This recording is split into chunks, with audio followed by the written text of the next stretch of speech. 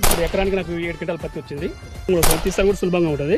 చూడండి, ఉయ్యాలవాడ గ్రామం, జైరేగూడ మండల్, సూర్యాపేట డిస్టిక్.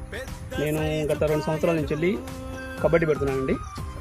కబడ్డీ పెట్టడం వల్ల నాకు ఈ సంవత్సరం బాగా భారీగా వర్షాలు వచ్చినా కానీ ఆ వర్షాలకు విషయం తట్టుకొని తిరిగి గ్రోత్ తీసుకున్నది. ఆల్రెడీ ఒకసారి పత్తి తీసానండి నేను. ఇప్పుడు ఎకరానికి నాకు 7 క్వింటాల పత్తి వచ్చింది. పత్తి బుగ్గ సైజు చాలా లావు ఉన్నది, నీట్గా ఉంది పత్తి. కానీ ఇలాంటి వర్షాలు కూడా దెబ్బ తినకుండా మంచిగా గోధుమ చేను తట్టుకొని నిలబడ్డది. ఈ పత్తి గింజలు మాత్రం మీరు ఖచ్చితంగా వాడుకోవచ్చండి. దీని మీద ఎలాంటి అనుమానాలు అవసరం లేదు. ఖచ్చితంగా నేను చూపిస్తున్నాను చూడండి. నా చేను చూడండి ఒకసారి, బుగ్గలు ఎట్లా ఉన్నాయి, గ్రోత్ ఎట్లా ఉన్నది, కాయలు ఎట్లా ఉన్నాయి. దీనికి చాలా తూకం కూడా, పత్తి కూడా తూకం కూడా వస్తుంది. తీస్తా కూడా సులభంగా ఉంటుంది. చూడండి, తీసుకొని ఈ పత్తి విత్తనాలు పెట్టండి, కబడ్డీ వాడండి. ఒకసారి చేను చూసాను ఒకసారి. అధిక దిగుబడి, అధిక లాభం. కబడ్డీ BG2 రైతన్న